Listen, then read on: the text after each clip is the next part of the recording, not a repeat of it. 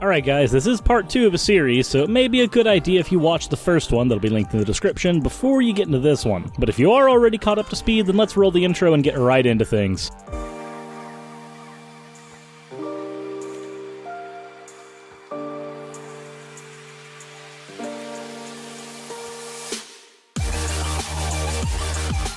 Alrighty, shouldn't need as much preamble this time, so let's get into fan art and then get into the video. First of all, we have a This Is Very History from Jack and Quill, reminding me that I need to get to more of the history videos. Sorry guys. And then we have Hot Sauce is a Sandwich by Spooky Boy Ray, and then a Tiny and Toony Furry Suris by Grandma Tempo. Thank you all for your submissions, and... They pursue instant gratification, hedonism, degeneracy, promiscuity, alcoholism, maybe even substance abuse, all things that lower one's self-worth, increase depression, and drive us away from normal, optimal, well-adjusted functioning. Alright, if you've seen part 1, you don't really need context for this, but if you haven't, and for some strange reason are watching this video in its entirety on its own, Computing Forever is currently lamenting the state of the world because he is a nationalist and he thinks people would be better off if they are nationalists and are also beholden to the church. Alright, context out of the way, let's go. Previously in 2019, The Sun reported on a UK survey that showed that 9 out of 10 young British people between the ages of 16 to 29 years old believe that their life lacks purpose and meaning.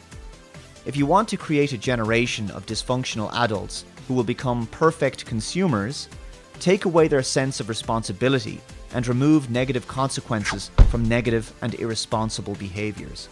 This way, they never have to learn that their bad behavior was actually bad. So, what you're saying isn't necessarily untrue, but it has nothing to do with the article you brought up. It was almost like that was shoehorned in there just so you could be like, look, young people stupid and bad, and then moved on to your next point. But nothing about young people lacking purpose or meaning, which is something that most people find later in life, nobody knows what the hell they want that early in life, has nothing to do with consequences for actions. I'm not even certain why you brought that up.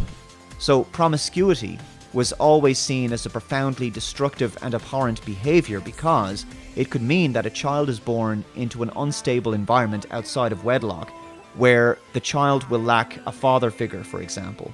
Or if a woman was unfaithful, a man could be raising another man's child without knowing it. If a child is raised in a single-parent home, well, that could have a hugely negative impact on a child's development, and if promiscuous behavior was tolerated socially, well then it could lead to the breakdown of social cohesion over time. Alright, so you're already going ahead and making a slippery slope analogy, which I don't think I have to tell you is fallacious. There's nothing about a person being promiscuous, especially when younger, that says that they're going to stay that way later in life, especially after they've gotten married. There are plenty of people who, when single, live the single and free life and have sex with multiple people, but once they're in a committed relationship, they are entirely faithful. It's almost as if romance is a component in this, but if you focus purely on the sexual aspect of things, then I can see how that would key out of your thoughts. Moreover, when you're talking about promiscuous behavior being tolerated in society, the images you show on screen are strictly of women, almost as if you don't hold the same standards for men. Also, you do know that sex doesn't always lead to children, right? There are condoms and other things. Oh, that's right, I forgot. Catholic orthodoxy. Contraceptive's bad. Almost as if the worldview you've cemented yourself into thanks to the church limits the protections that can be put in place, which would basically annihilate or alleviate the concerns that you're spouting here. You grow as an adult by learning from mistakes and moving towards positive behaviors that lead to positive outcomes and away from destructive ones, and you can only know what the destructive ones are through either experience, which is to say learning by having to accept the consequences of reckless actions, or also by heeding the wisdom of elders who have already made such mistakes. But if you develop something like contraception, then there's no longer a consequence associated with the dysfunctional behavior of promiscuity. And there it is. Contraceptives are bad because contraceptives remove the consequences of your actions. What a dumb, shit, stupid take. So the dysfunctional behavior goes unchecked and can therefore continue or get worse. Yep, human beings having sex, one of the most natural things you can possibly do, is dysfunctional behavior in the disjointed world of Computing Forever. Likewise, abortion also shields people from the consequences of promiscuity, as it can effectively be used as a last form of contraception in some people's minds. And so what? There's too many positives where abortion's concerned. Bodily autonomy, bodily integrity, protection from abuse, and the little basic fact that if you're going to frame a child as a punishment, what kind of environment is that child growing up in? Like, no, seriously, think about it. If you have sex for any reason, and abortion is taken away as an option, even in the best of circumstances, if this child is being viewed as your punishment, what kind of actual relationship do you think that child's going to have with their parent? Do you think it's going to be a positive one? Because it's certainly not going to be getting off on the right foot. This is ignoring all of the other instances, like rape, abuse, poverty, that one might find themselves in where abortion is going to be one of the best options for them. Or, survival. Sometimes it's used for that, but that's not a good reason for computing forever. Globalist corporations also generally support legalizing abortion under the banner of women's rights because, after all, if a female employee has an abortion, the company doesn't have to pay her maternity leave. The other side to that coin is that female may actually want to continue a career there, something that 18 years of raising a child would probably hamper. Speaking of corporations, there is, of course, that problem of abject poverty. If somebody is working minimum wage where they can barely support themselves, and sex happens, which could have happened via any number of reasons, and they would not be raising a child in a healthy environment, you're basically deciding that the quality of life that the child or mother could possibly have means nothing. It's completely worthless. What's more important is that you keep popping out babies, and if I may go ahead and take a stretch, preferably white babies, right? I mean, you literally believe in the Great Replacement, where brown people are slowly replacing us and destroying our cultural identity. So it's no wonder you're anti-abortion. You desperately need more white babies to pop out so that your nationalist dream fascist society can actually come to fruition one day. I don't believe that there's any future for a nation that no longer values life and sees its unborn as disposable. I no longer see a future for any nation that doesn't value life and sees the quality of life of the bedrock of its society, the working class, as completely inconsequential. You see, we can do the same thing. We can have these kind of arguments on both sides of the coin very easily. This is an incredibly basic argument. It can be adapted to quite literally everything. It should also be pointed out that there's a link between casual sex, depression, and anxiety. And you're using that to jump ship to say that abortion isn't necessary for people. Have you considered, perchance, that the link between sex, depression, and anxiety doesn't go the way you think it does? The way you're framing it, it's almost like sex leads to depression and anxiety, when, from what I understand, it's the other way around. The depression and anxiety are there first, and people use sex as a method to escape the negative emotions. Like, I know that these word games are fun for you, but that's all they are. They're games. You're trying to get your audience to agree with you. You're trying to get them to be convinced that what you're saying has any actual meaning by throwing up half-assed sources. But unfortunately, your argument, which basically boils down to casual sex bad, let's go for nationalism, and adherence to the Führer Church, doesn't hold any water, except for the water that I wish your argument would drown in. And it's also been shown that the more sexual partners a person has, the harder it becomes for them to settle down in later life. In short, the less marriageable they become. Did you ever think that that might spell a problem with marriage? Where if somebody experiences the different things life has to offer, that settling down and doing nothing but raising kids and cooking food for your husband isn't quite as appealing when you've had a chance to see the other side of the grass? Has it occurred to you that the opposite is true from what you're trying to say? That this doesn't say there's something wrong with promiscuity per se, this says that there's something wrong with the institution of marriage. Being legally bound to somebody for the rest of your life, elsewise suffering financial complications, is maybe an oppressive institution, and when you're free of that for so long, the actual idea of being locked into that type of oppression is no longer appealing. Is that a thing you've actually considered? I kinda doubt it.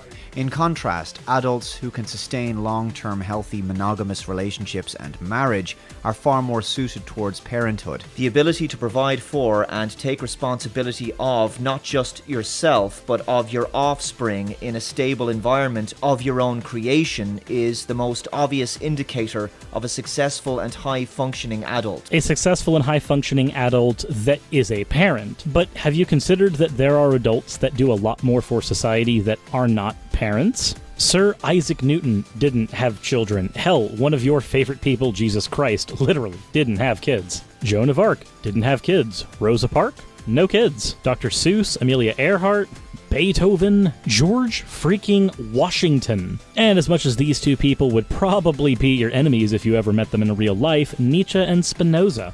Copernicus and Kant also didn't have children, and the list goes on and on. These are people who were definitely well-functioning adults, and most certainly left their place in history. And yet, you sit here making the argument that a well-adjusted adult would have kids, and have the capacity to take care of them. But some of the most famous people in world history didn't do that. The end-all be-all for the human race isn't just popping out children and raising them to tithe to the church. There's more to life than that. Stuff that maybe you'd consider if your head wasn't so far up your ginger ass that you're able to taste second breakfast a second time.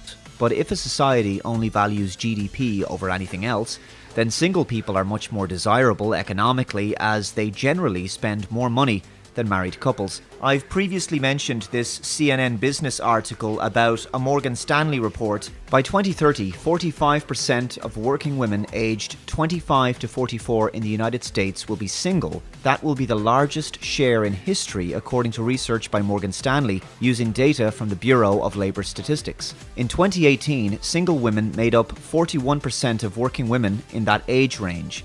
Women have always tended to be the principal shoppers in American households, and single women outspend married women, the Morgan Stanley research says. The article goes on to talk about the winners, which is to say the sectors of the economy who will benefit from all these single women with large amounts of disposable income. Now, I want to move on now and talk about sexual liberation. Wait, you're just going to bring up that statistic and not actually make a point?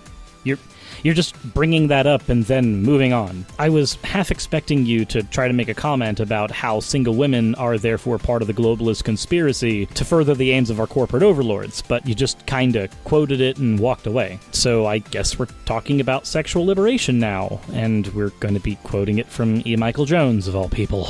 As E. Michael Jones has described it very well, sexual liberation is political control. If people cannot master their passions will master them. And this is what globalists understand about human psychology. People are easy to control and manipulate when they're unable to control their own impulses and desires. They make for a perfect subject class who can be kept docile and distracted with consumerism, bread and circuses, and sex. Yes, and you don't see parallels between that and the church, do you? Whereas the government gives people bread and circuses, the church gives them wishful thinking. Like, churches literally do everything in their power to try to control the behavior of their adherents. The tools may be different, but the end result is unfortunately the same. You just can't seem to see that you're batting for the other side, and the other side is, well, just as bad. Well, no, I'll actually go ahead and say the other side is probably worse. Because at least when we're dealing with the material world, we can question our axioms. We can modify morality as we need. When the Enlightenment happens, or human beings elsewise understand that certain things like, say, slavery were wrong. However, once we decide that something like slavery is wrong, and we start referencing the Bible, we start realizing that the Bible doesn't comment a whole lot about slavery where its abolition is concerned. We'll only find rules about how to properly own your slaves, and then from there, we can't really infer that slavery's wrong anymore. This is the problem when your axioms are based in the church. They end up being based on literature that isn't exactly up for revision, even if it's desperately needed. And it's here that I wanted to talk about the recent discussion about banning pornography. This conversation began a few weeks ago, and it's been very interesting to hear people's opinions. There was even a debate recently on the Ralph retort between E. Michael Jones and Styx Hexenhammer. I'm of the belief that porn is a net negative in our society and should be something that people steer well clear of. It's not good for people, it's far too easy to find online, and there's a growing number of young people reporting that it's addictive and causing problems in their relationships. You're right. Porn can be addictive. This isn't exactly something new, but may I posit a rebuttal to that? While porn, like anything else, is up for exploitation, it's also an avenue where people can discover things about themselves that they otherwise didn't know. There are kinks and fetishes that if somebody doesn't know they have, porn can, in many cases, give that person the ability to discover that about themselves, leaving them to have a much more fulfilled sex life. Or, on the other hand, there may be certain things that they need during sex that their partner simply cannot provide, and porn can provide provide an outlet there. I would say that it's a net neutral, personally. For every instance of exploitation, trafficking, addiction, and problems in a relationship that you can bring up, you'll be able to bring up just as many examples of discovery, liberation, a portal out of abject poverty, and having a healthier outlet than trying to force your partner to conform to sexual needs that might not necessarily match up with theirs. And if we accept the neutral position there, the most you can fall back on is that it's wrong 'cause God, which isn't exactly the most convincing thing. I'm personally against pornography, so I'd be more than happy to see it gone. But if I'm honest, I think the best we could do is make it harder to access. An outright ban would probably be impossible. It would also be a violation of freedom, but you don't seem to care about that very much. The film and television and music industries spent a lot of time and money trying to clamp down on piracy, and yet it's still going on to this day through torrenting. So people who make porn would probably just move to distributing it through torrents instead. Nevertheless, making it harder to find and introducing more safeguards and improved age gates would be a start. Improved age gates, that's an interesting word to bring up. How exactly would you go about verifying that for multiple people? Forcing them to give their personal information out online, thus destroying any type of anonymity they might have? Like, yeah, I get it. Kids looking at porn is bad. It's adult material and they ought not be able to access it. But at the same time, the world we construct where it's too hard to actually get access, now that we're in the internet age anyways, is one that would threaten the anonymity of users online. And there are damn good reasons to keep your anonymity when on the web. Reasons such as doxing leading to swatting, or other types of harassment. A removal of anonymity could possibly destroy multiple safe spaces on the web. So while the improved age gating sounds great on paper, it's the implementation that I think we would have a problem with. Anything past a CAPTCHA system and a "Are you over 18? Yes or no" checkbox would start to dip into the privacy of users. And you've already pointed out that these are large corporations. Do you really want them having all that information from a person, especially that young? You have to really think about the world you're constructing with your thoughts. Porn usage is basically compulsive for some people, so if it becomes too difficult to source, then many people will likely not bother. And I think education as to the dangers of porn and strongly discouraging consuming it could be quite effective. As if porn consumption is encouraged in the public education system right now. Face it, porn consumption is already discouraged, and I don't think you understand exactly what happens when you discourage something enough. As opposed to being mundane, it becomes taboo, and then it becomes even more attractive. It's one of the unfortunate problems of trying to instigate prohibitions like this. Now, regardless as to where you stand on this issue, what I do find encouraging about this conversation is that it shows that people are waking up to the vices that are getting in the way of them pursuing normal, healthy relationships, and most importantly, helping them learn to rise above their passions.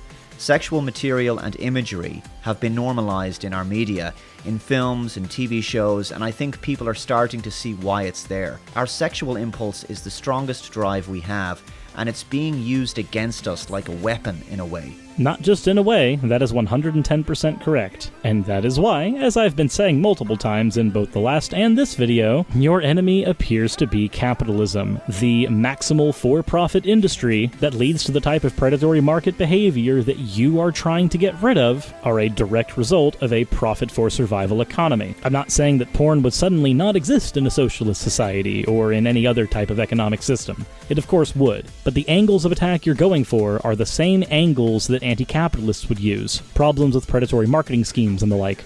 Now, a key attribute of a successful person is that they have the ability to delay gratification. And I think this is also where the no-fap community emerged from, which is young men abstaining from masturbation in an attempt to regain control of their lives by no longer placating themselves with instant gratification and a constant rush for more dopamine. It's about a question of who is in control. Is the individual in control, or are they enslaved to their primal passions? I wouldn't be talking about individuals being in control, considering that you're literally arguing for a totalitarian church-led regime. Individualism goes by the wayside when you try to talk about things like nationalism. The type of group identity that you're advocating for doesn't exactly leave as much room as you're thinking it does. Which are being heightened and overstimulated by porn or sexual material in the media. In short, people are beginning to reject degeneracy because they realize that firstly, there's no meaning or purpose in such a life, and secondly, it was only ever promoted in order to control them. No, it was actually promoted to sell a product, that product being the porn, or the advertisements on the website, or the sale of the magazine. Any control coming from this is the psychology of marketing. I don't think people are doing nofap so that they can fight the oppressive porn industry regime. Most people are doing it for the memes, dude. They're doing it to raise their power level, as it were. But anyways, that's as much of the video as I want to get into right now. You guys will have to stay tuned for the next part, which should be coming out very soon. And at that point, we'll be able to conclude our thoughts on all of Dave Cullen's inane ramblings. That said, I hope you've all enjoyed the video, and if you have, then why not go ahead and subscribe, hit the like button, check out my Patreon, or elsewise support me in any way you think is fit. And there's lists in the description, but sharing the video with your friends always helps. And that said, as always everyone, insert end of video tagline here.